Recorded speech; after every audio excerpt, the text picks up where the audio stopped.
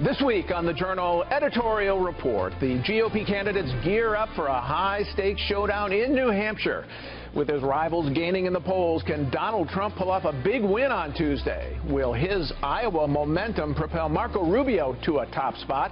And will attacking Rubio help others break away from the pack? Plus, Bernie Sanders takes Hillary Clinton on over her progressive credentials and Wall Street ties. But could the FBI wind up being her biggest obstacle to the Democratic nomination?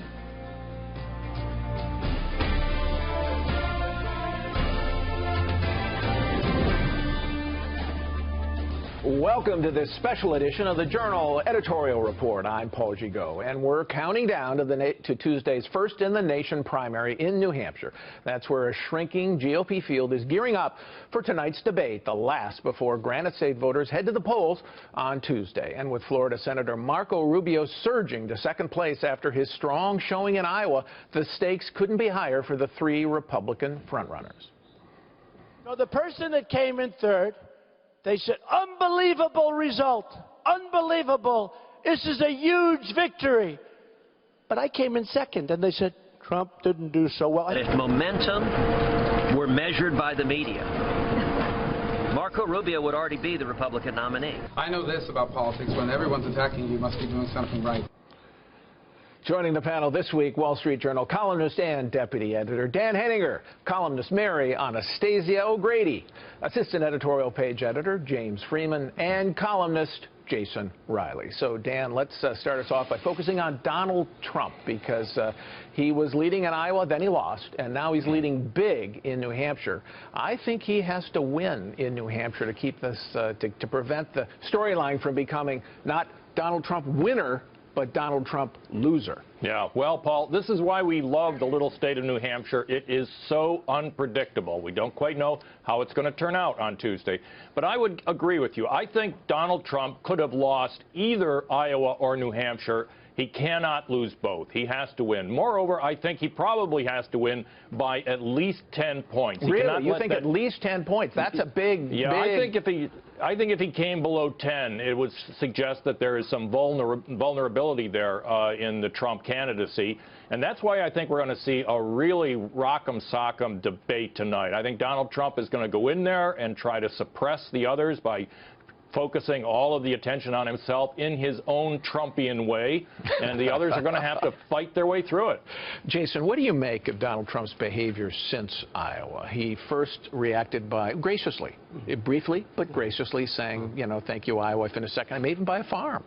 Then quickly spun around and attacked Ted Cruz, saying he stole the caucuses, I may sue him, and now he's kind of dropped that line, and maybe even do some retail campaigning in New Hampshire, which is very much out of character. Well, he returned to form. I think I wasn't too surprised at what he does. I think he realizes the stakes are very high, and that it's a different environment in New Hampshire. I think he knows that he can perform there. He knows it's a very different makeup than we had in Iowa, where you had more than 60% of voters in Iowa self-identifying as evangelicals. In New Hampshire, you have a very different electorate. Back in 2012, nearly half of the Republican primary voters in New Hampshire were moderate or liberal. So I think Trump thinks he has a shot at performing in New Hampshire, and I think that's going to be his focus. Do you think that we have seen, Mary, maybe that Donald Trump has a ceiling? You know, his negatives, favorables, are the worst in the Republican field, and yet he's got enthusiastic support, no question. But I wonder if there's a ceiling here on his support.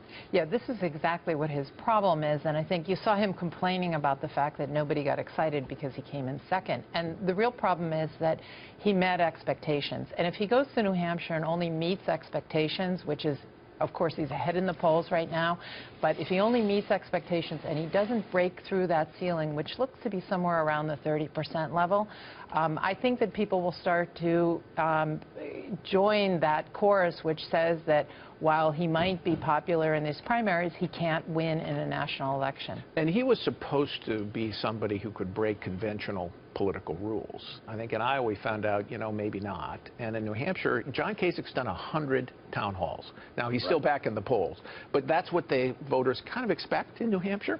And it'll be a real test of Trump if he doesn't have to do that and can still do well. Yeah, there are some rules that I think are going to give him trouble. One, you do have to actually meet voters in New Hampshire. They like to get to know you a little bit. Two, money does matter. Now, he's saying, I'm going to spend money. He's been saying that a lot. He basically hasn't to this point. He's gotten where he's gotten through free media, TV programs putting him on, but I think the conventional rules are going to assert themselves. The other thing that's going to assert itself that I think is going to be a problem for him is the longer this goes on, the more people look into his business background and all of the shady characters he's done business with, often that he's saying, well, I didn't know at the time, but that's going to be a problem for him. All right, Dan, let's talk about Marco Rubio, because he was the other big story coming out of Iowa and has been surging to second in the polls. Do you think he has to finish second here to be able to keep that momentum going into the South? I think it's probably very important for Marco Rubio to come in second, Paul. New Hampshire is not Ted Cruz's state. It's the most secular state in the country.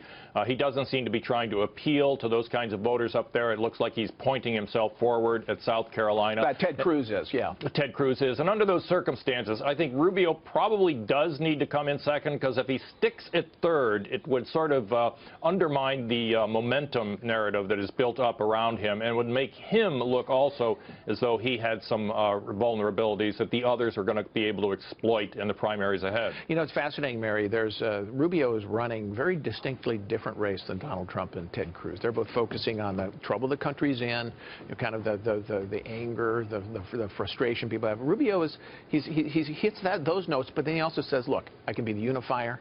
I've got optimism. We can solve these problems. It's a different kind of conservatism, and I'm the guy who can win. I think that distinction became even louder this week because Trump began to get very frustrated, and you saw that he was using four-letter words and, you know, really behaving rather crudely. And Rubio just kept smiling more and putting on his happy warrior face. And I think that might be appealing to some significant part of the electorate in New Hampshire. I think what you see there is a difference of the analysis of what happened in 2012. Trump and Cruz believe that not enough conservatives turned out for Mitt Romney. Rubio believes that the party hasn't done a good enough job expanding the appeal of the Republican Party. And you think that's going to resonate with enough Republican voters? That's certainly what Rubio is betting, yes. All right. Thank you, Jason. Still